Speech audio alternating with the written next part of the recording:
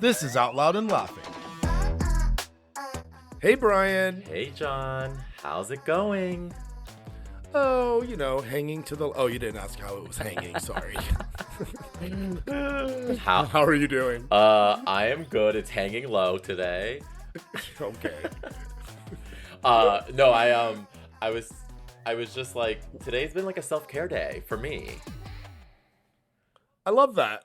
First of all, we're related, so I know that's not true. Or maybe it's a little true. But then also, I too had a self-care day. I have gone to the gym a lot this week and just feeling really good. Look at these guns. Guns for days.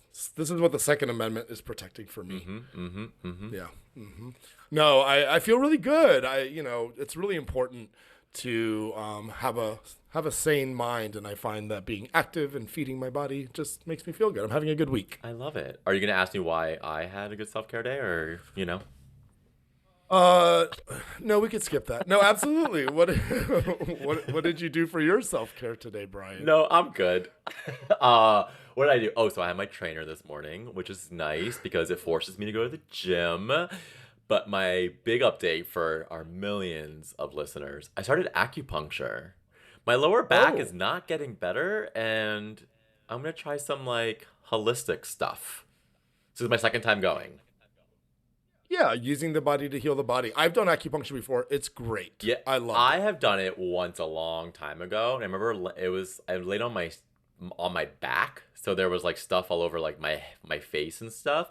But since this is my back and my knee, I'm on my stomach the whole time, so I'm in a massage bed with your face in that, what do they call that thing where you're whatever, yeah, the massage bed, which is not a comfortable pillow anyways. But probably 20 needles between my back and my legs, and I have to lay there for 30 minutes. Yep. Which the first time was a little bit unsettling because it was just the music, and I'm a little bit me, I can't just lay there for 30 minutes. So today I put a podcast on during it, which was nice. Oh, have you heard of Out Loud and Laughing? Yeah, exactly. Oh, they're great 20-minute episodes, guys. But I think the other thing that was my mistake, because I'm learning. This is my second time. But you shouldn't drink a lot of water because you can't get up to pee. And so the woman gives me a button to hold to press. Last time she gave it to me, I didn't press it at all. I'm like, I don't need you. I can wait 30 minutes. Today I pressed it within the first 2 minutes because my podcast wasn't loud enough. And then I must have been 25 minutes later. I messaged again and I said, am I almost done because I have to pee? And she's like, I was just coming in. You're all set, sir. So she pulls all the needles out and I ran to the bathroom. But anyways, and after that I'm getting a haircut in a little bit. So, it's all about me today. It's important not to pee with all those needles in your body. I'm afraid you would look like a fountain. Just coming out of all the holes. Well, a part of me was like, maybe I should just wear a diaper to acupuncture. These are not bad ideas. Out Loud and Laughing, you never knew. Life lessons. No bad ideas. But other than that, what else is happening, John? I was going to say, speaking of life lessons, something came to mind this week for me because I saw somebody at a restaurant and he kept looking at me and I was just like, what is this guy doing? And I couldn't decide whether I had something on my shirt. Yep. Or he wanted to see me with my shirt off. So I was wondering if we should sort of unpack some of this gaydar stuff and whether it's still functioning or not, because I feel like it was a moment of malfunctioned gaydar. What do you think? You probably had a booger. Definitely. No, I pick my boogers. You know that. But no, I agree. I feel like being a gay man in this world, and you see if someone a male looks at you, you have that question. Are they gay or are they not? Now, in reality, they could just be looking at us. So I don't even know why we go down this rabbit hole of having to analyze our sexuality, but we all do. Yeah, I mean, it's an underground world still, even in 2025. Nobody's walking around proudly, or the people that I'm looking for. Maybe that's my problem. Maybe I just want a straight man to be gay. Right. I can take that to the therapist. But I mean, let's let's talk about some times. I mean, let's maybe unpack this chronologically, like starting from maybe like some early memories and see what happens moving in through life about this I topic. guess because I feel like our gaydar has either gotten better or worse. We can figure that out. Um, and yeah, I just remember when I was in third grade. I've mentioned this story before, but my third grade teacher's husband was a sixth grade teacher. My third grade teacher was a woman. Sixth grade teacher was a man. He would come in to maybe bring her lunch. I don't know, whatever it was. But whenever he walked in, my heart was a little bit like, oh. And you just, even though he was married to my third grade teacher, even in third grade, I remember saying, is he gay? Mm-hmm. Right? Mm-hmm. Mm-hmm. Does that resonate at Mm-hmm. all? Yeah, I mean, I too had I had memories of people who like either I knew what gay looked like because, you know, we lived in Florida, we lived near Miami, like it wasn't really in our face, but like Yeah. it was there. And I don't know, like I would wonder like people like there were people at church Mm. that I would wonder if they were gay. Like the There was priest? somebody that I was actually just gonna say, the private school that I went to, the pastor was the most flamboyant human being on the planet. I'm talking like lispy and had like some really like demeanor. And then there was somebody else who shall remain nameless, who is part of like the staff, who also was very Mm-hmm. flamboyant. Mm-hmm. I saw your finger go up there. You know exactly whom I'm talking about.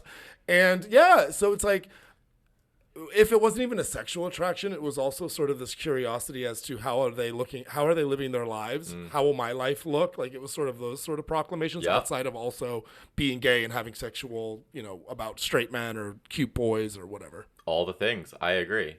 Uh, I I remember like going into like high school and stuff, having crushes on friends who were boys, knowing very well that they were straight, because I think we didn't know if you were gay or straight back then. Pretty much it was like 80 to 90% in the closet. Yep. So all of it was, I wouldn't call it gaydar or like a gaydar malfunction. I would just call it like hopeful that Mm-hmm. they were gay. Mm-hmm. Mm-hmm. You know, I got easier in Like college. I think. I don't know. well, I think it got easier in college because everybody everybody did have more freedom, right? They didn't have to sort of like fit into sort of. God, I keep saying sort of, but I'm just so mad at my gaydar because it feels like it's always been wrong. I mean, when I My talk to my you, gaydar is stuck on sort of. when, My gaydar is stuck on sort of. when Is he I gay? Sort of. I will give you some solace that when I talk to you though, John, my gaydar is off the charts for you. Oh, I have to dunk my computer in water after our recording sessions because it's flaming. Not because of me though. I'm straight. Oh yeah, no, I'm so straight. Straight acting. Yeah, mask. No, I've and I've also realized that throughout the years, and maybe it's because of the so many failed attempts, gaydar malfunctions, we'll call them. I feel like my gaydar is like broken. I oftentimes find myself like you're hitting like a remote control to get it to work again. I'm just like, what is happening? Why am I getting worse at this? Have you ever had a crush on someone or hit on someone thinking they were gay and then they weren't? Ooh. Yeah, there was this one time that we did this like leadership camp in high school. You were there, Okay. and I had a bunkmate, Hmm. and I thought he was so cute.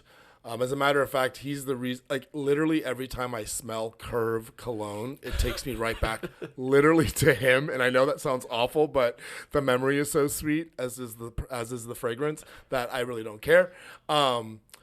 And as was my love for him. I really like we stayed together for a week. We would like have We like stayed nighttime together for a chats. week. This just sounds. He didn't know, but I dated him in my heart for a week. At night, like we would have like these like heart to heart conversations, and I was just like, oh my god, like I just wished Yeah. so badly. Okay. Okay. I can see that. How about you? How about you? I don't think I ever hit on a straight guy to the point where like I hit on them and then they got like rejected or anything. Um So I don't think so. No, I don't think that's happened to me. I also think, now that we're unpacking this, there's also this piece of like boys exploring their sexuality as they sort Mm, of as they come through. And so with that, like, there becomes some of this homoerotic behavior yeah. between like sportsmanship or friendship and joking around. And so some of those behaviors, touches, things can be misconstrued. And there had been times where I sort of like maybe enjoyed the pat on the back maybe more than I should have, or how it wasn't intended. I mean, let's be honest, John. If you think about all the straight sports, just sports, because sports aren't straight. But if you look at football or wrestling, all these things, how gay are those sports? That's a whole That is episode. a whole episode. But Because what I'm saying though is, from what I've read, and I don't know if you read the same thing. No one's 100% gay, and no one's 100% straight. Everyone's on a it's a spectrum. spectrum. Yes. Yeah. And so some people, even though they might be 99% straight, there's still 1%. And even that's the extreme. I think most people are probably like 90-10 or 95-5. Like they would never act on that 5%, but our gaydar as gay men only see that 5%. Right, completely, and that's such an interesting breakdown. I've read about species and homosexuality in the wild. Now I'm starting to think, how do gay animals find each other? Oh, That's another episode, how do gay animals? Oh, that's true. right? Is there like a gay bar for animals, like the tropics? They just meet in like Grand Cayman or Grand Gaben. Maybe. But no, I mean, like, speaking of gaydar, malfunctions especially. What if like you were a flamingo and you like walked up to another flamingo and you just stuck your little flamingo penis in another flamingo butt, I guess, because they're gay, and the other flamingo's like, no thanks. Like Right. maybe they're just nicer.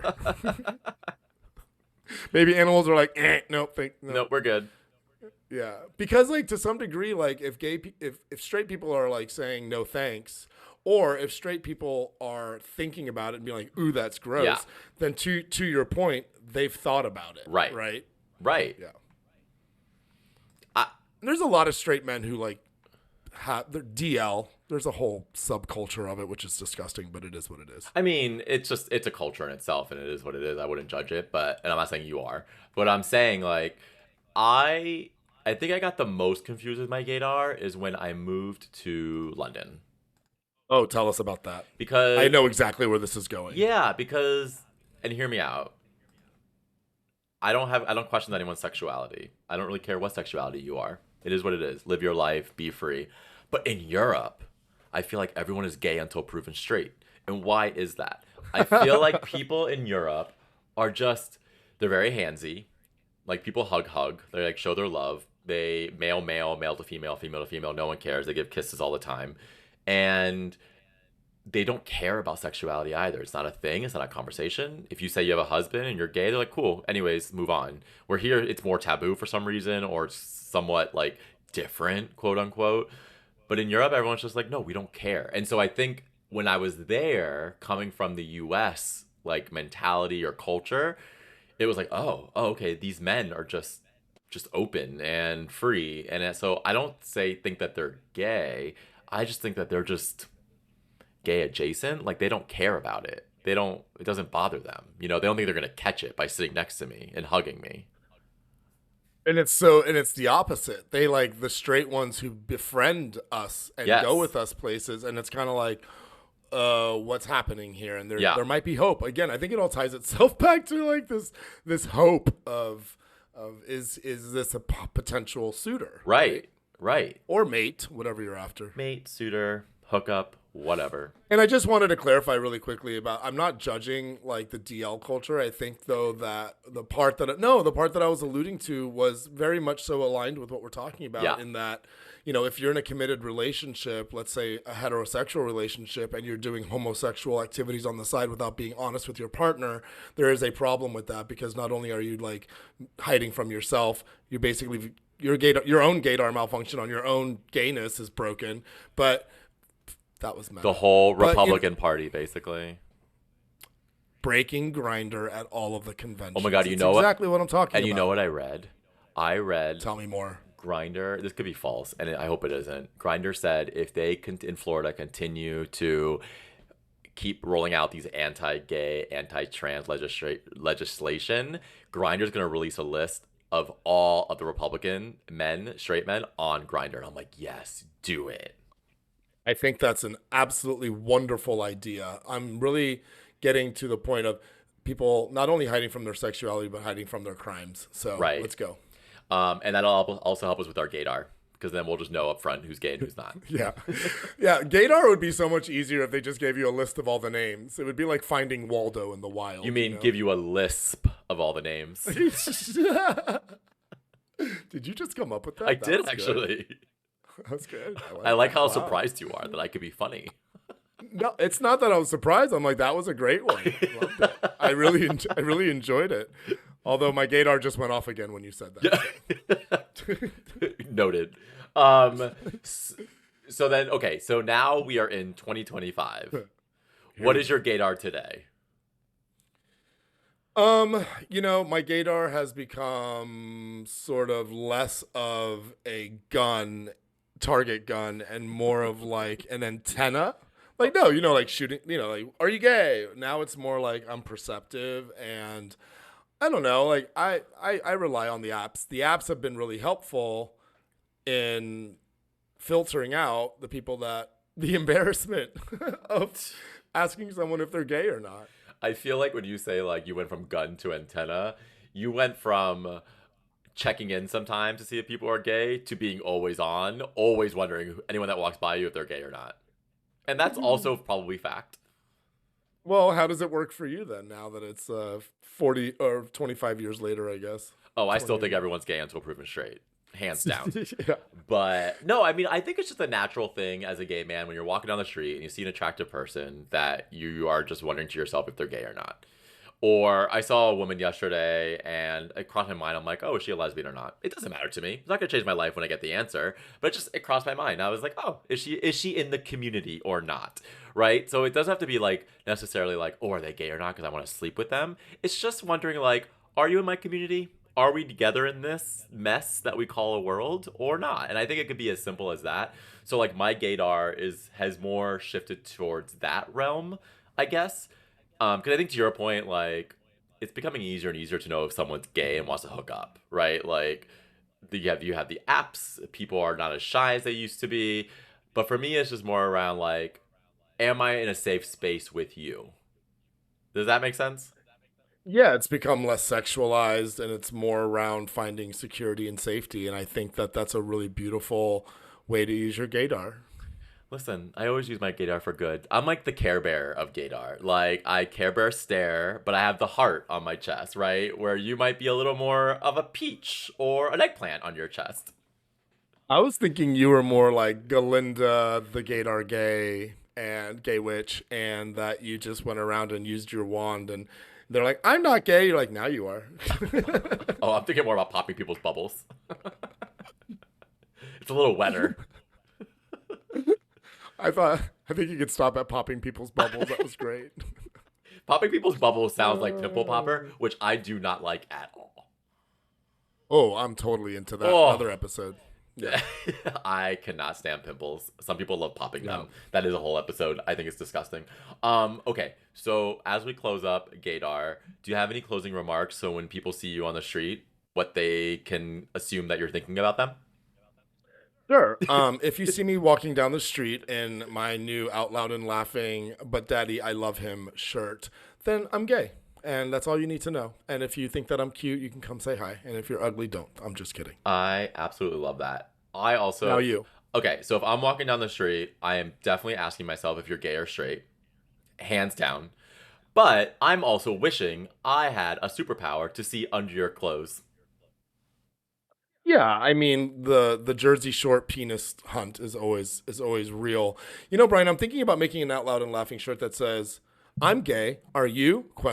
And it could be the new, so it could be the answer to all of our problems. Yeah, and it could say "breathe twice" if you are, and then we'll just assume everyone's gay. Okay, I'm into it. I'm into it. Blink twice. Blink twice if you're gay. That's so funny. That's the shirt. Blink twice if you're gay. Oh, God. Well, Well, I'm glad that our gaydar is not malfunctioning. It is just evolving. I love that for you and me. Bye-bye. Love you. Love you. This was Out Loud and Laughing. We're available everywhere you get your podcasts. Spotify, Apple, YouTube, iHeart, or wherever.